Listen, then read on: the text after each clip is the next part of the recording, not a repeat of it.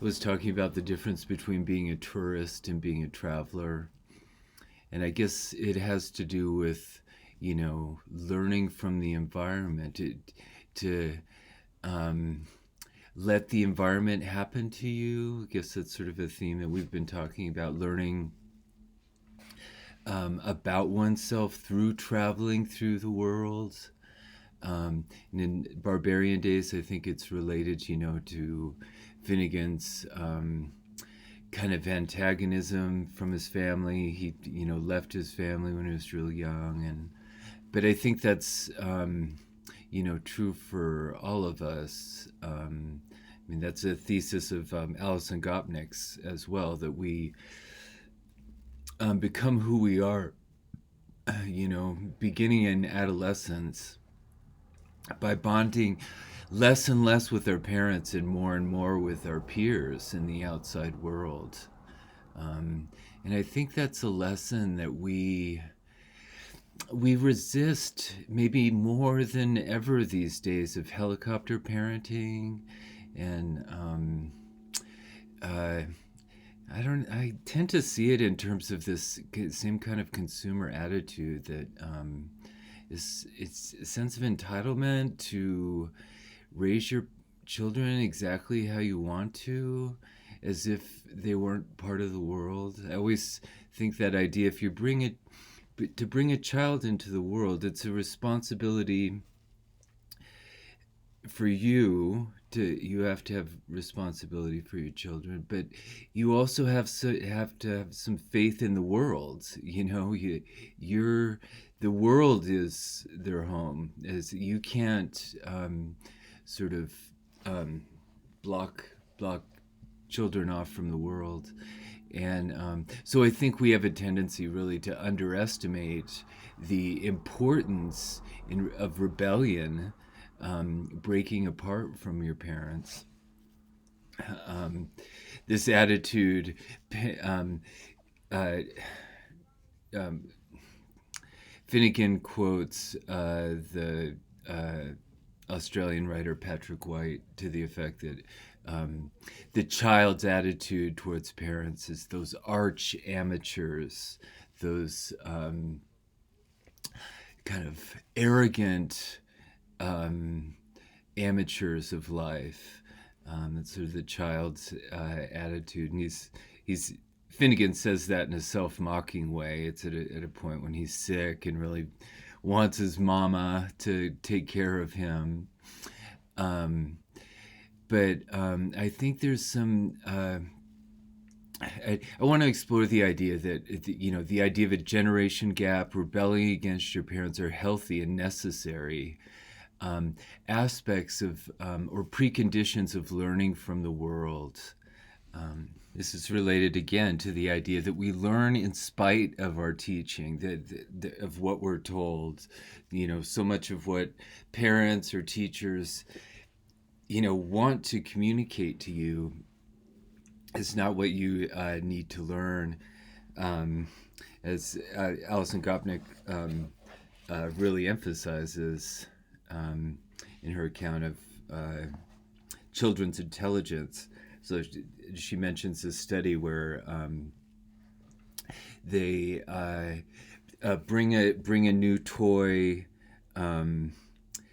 Uh, it's plastic, a toy with many plastic tubes that did different things. If you pushed on one tube, a beeper squeaked, another a hidden mirror, a third lit up, a fourth played music. So if the teacher brings in this toy and says, "Oh, look at this neat toy. Oops!" And then she accidentally bumped into the tube so that a beeper squeaked.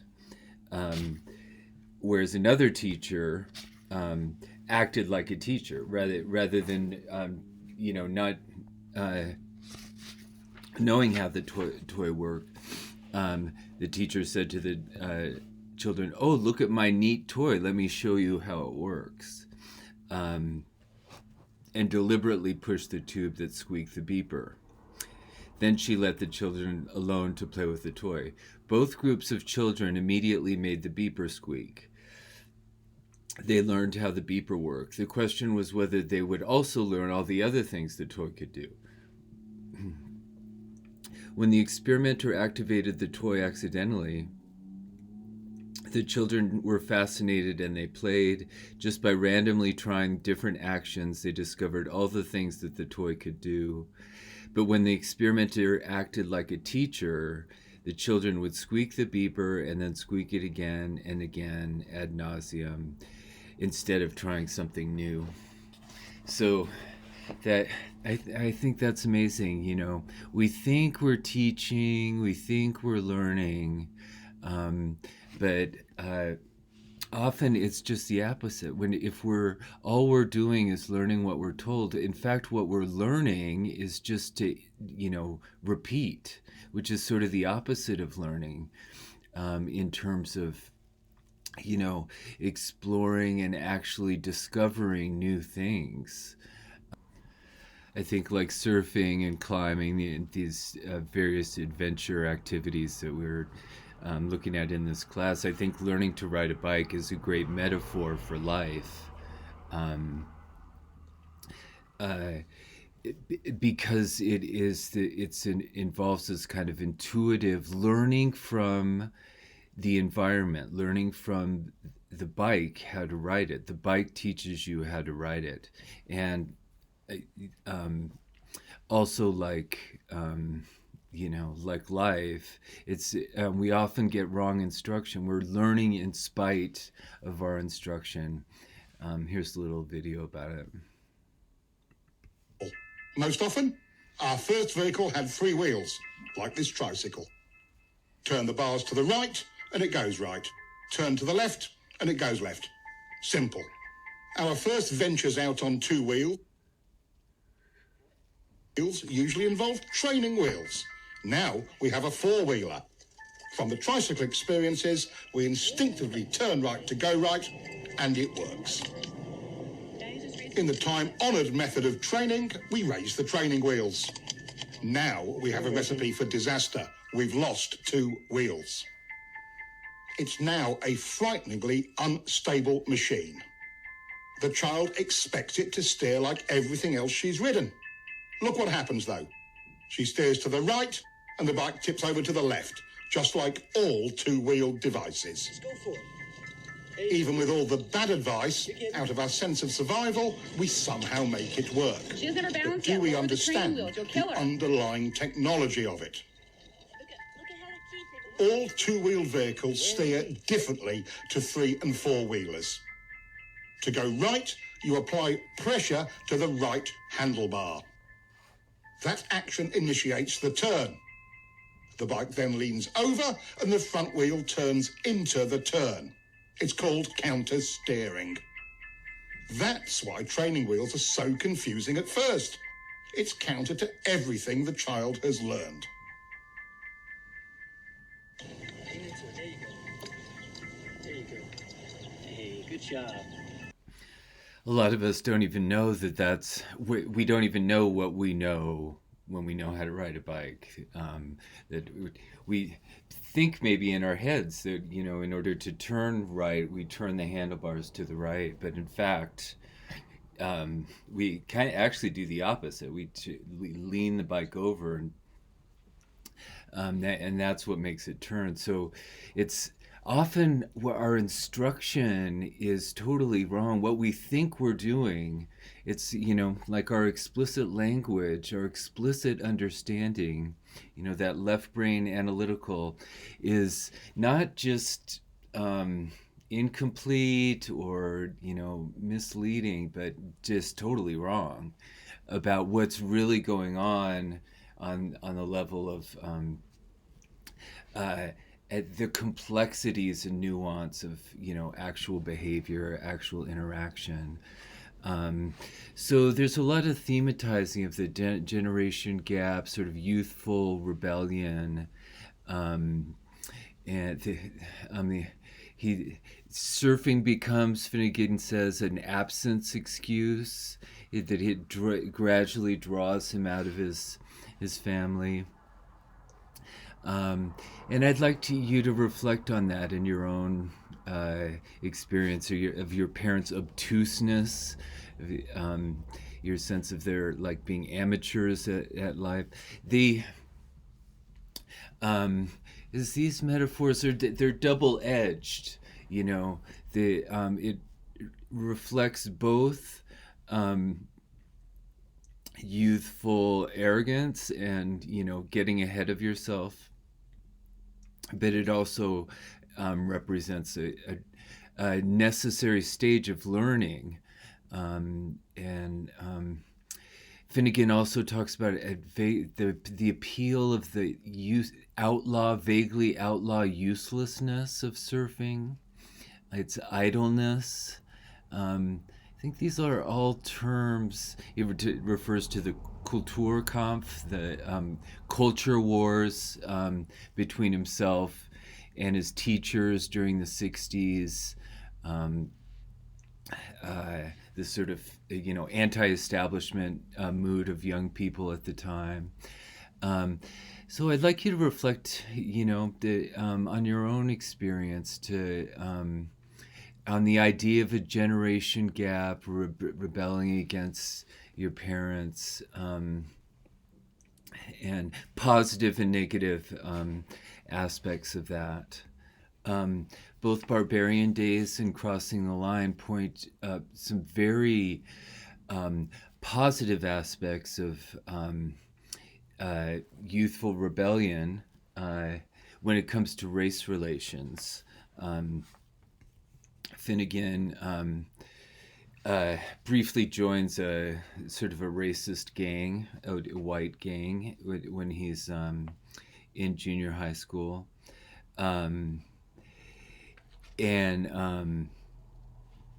But he talks about how they were actually more racially advanced than the adults were in Hawaii at the time.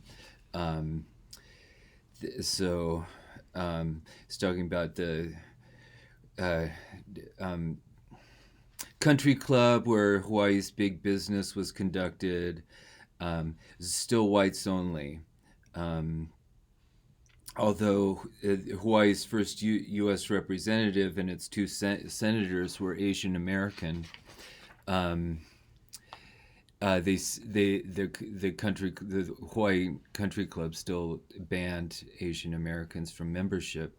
This sort of bald discrimination wasn't un-American. Legal segregation was still in force in much of the country, so it was still law of the land among the adults. But it was badly out of date. Even the low rent Howley kids in his gang were more enlightened. They saw that my friends were cool guys, and at least for gang purpose, just let the race thing go. It wasn't worth the trouble. It was radioactive crap. Let's party. So I think that's great. It's like that let's party attitude of kids actually is smarter, more enlightened in some cases. And one of the most powerful scenes in Crossing the Line also turns on this the racism of adults compared to children. Now this is during the boycott, and the police are surrounding the school, and Finnegan recounts this conversation he has with another teacher. I saw Ralph Pereira stick his head out of his classroom. I told my class to stay seated and quiet and went to confer with him. Pereira was an affable middle-aged science teacher whose company I usually enjoy. Today he looked grim and a little wild-eyed. Any sign of the storm troops? I asked, half kidding. Pereira stared at me. What did you tell your kids? I said I'd lock the door if the cops came. Serious? They'd just knock it down. It was my turn to stare. Why? Why would they break into a classroom to get at kids who are just sitting quietly? They'll throw tear gas in. We'll throw it back out. What did you tell your class? I told them if the cops come, they should run in every direction. Pereira gestured across the fields. I was shocked.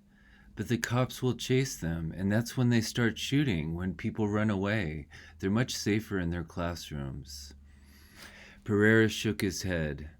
I don't think you understand, Bill, he said. First of all, I cannot tell these children to just sit quietly and wait for the riot police to come in and attack them.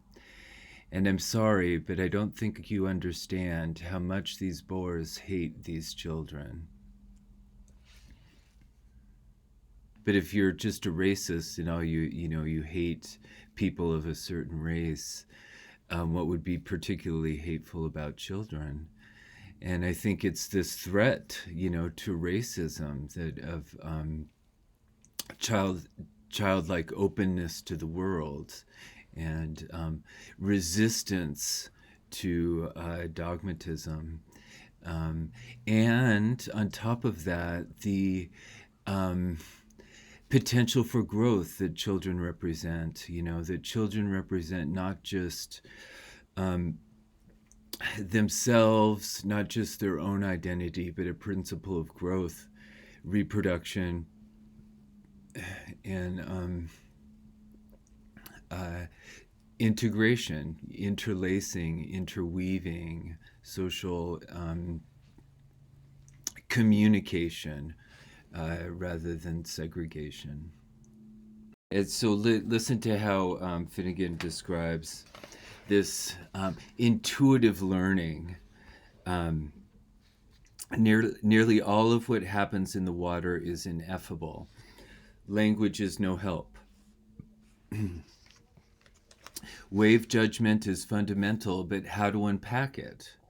You're sitting in a trough between waves, and you can't see past the approaching swell, which will not become a wave you can catch. You start paddling up coast and seaward. Why? If the moment were frozen, you could explain that, by your reckoning, there's a 50-50 chance that the next wave will have a good takeoff spot about 10 yards over and a little farther out from where you are now. This calculation is based on your last 2 or 3 glimpses of the swells outside, each glimpse caught from the crest of a previous swell, the 100+ waves you have seen break in the past hour and a half, your cumulative experience of 300 or 400 sessions at this spot, including 15 or 20 days that were much like this one in terms of swell size, swell direction, wind speed, wind direction, tide, season, and sandbar configuration, the way the water seems to be moving across the bottom, the surface texture and water color, and beneath these elements, innumerable subcortical perceptions too subtle and fleeting to express. These last factors are like the ones the ancient Polynesian navigators relied upon when, on the open seas, they used to lower themselves into the water between the outriggers on their canoes and let their testicles tell them where in the great ocean they were. But of course, the moment can't be frozen. So again, this is, I think, just a really wonderful explanation of intuitive navigation of waves, all this judgments that you're making subconsciously, but even more so live. Think of all the just unconscious judgments you're always making. The decision whether to sprint paddle against the current following your hunch or to stop and drift, gambling that the next wave will defy the odds and simply come to you, has to be made in an instant. And the deciding factors are just as likely to be non-oceanic. Your mood, the state of your arm muscles, the deployment of other surfers. The role of the crowd is in fact often critical. Other surfers can signal approaching waves. You can watch someone paddle over the top of a swell and try to assess in the instant before he disappears what he sees outside. It helps if you know the paddler, whether he's liable to overreact to the sight of a big wave, whether he knows the spot well. Or you may look down the line, up coast or down coast, at someone who may have a better view of what's in store for you than you have and try to gauge his reaction to what he sees. Um, so that's it's not just your intuition. It's like you like are gauging others' intuition in responding to the environment. Most of our communication is nonverbal, as we've talked about before. We the what we explicitly say and think we're communicating is uh, marginal, if not an actual like misleading disguise for what we're actually communicating. Here's a little informative video on the power of body language. So you make yourself big, you stretch out, you take up space, you're basically opening up. It's about opening up.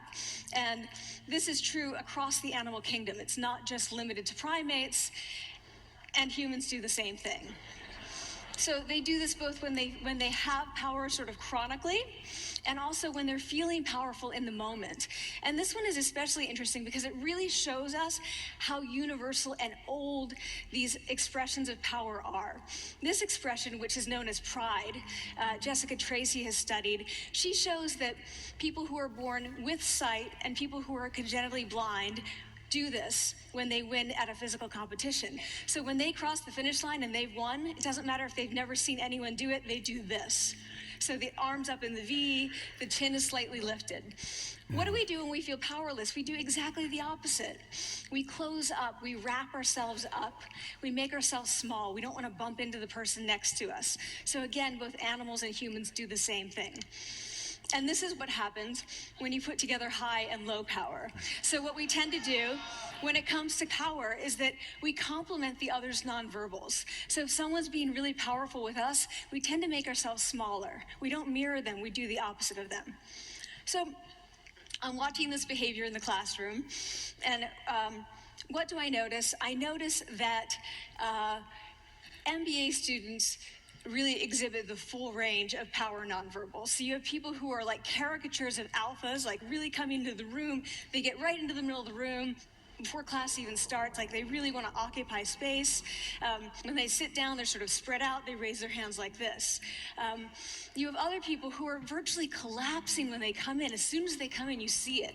You see it on their faces and their bodies. And they sit in their chair and they make themselves tiny. And they go like this when they raise their hand. I noticed a couple things about this. One, you're not going to be surprised. It seems to be related to gender.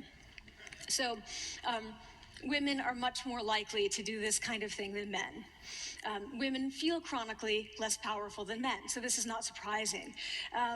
But the other thing I noticed is that it also seemed to be related to the extent to which the students were participating and how well they were participating. And this is really important in the MBA classroom because participation counts for half the grade.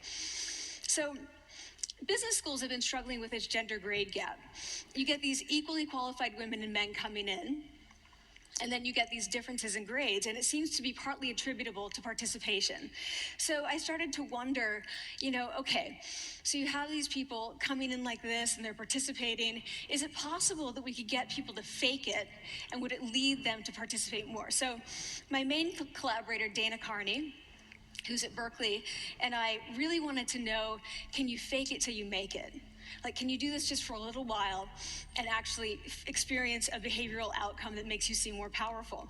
So we know that our nonverbals govern how other people think and feel about us. There's a lot of evidence, but our question really was, do our nonverbals govern how we think and feel about ourselves?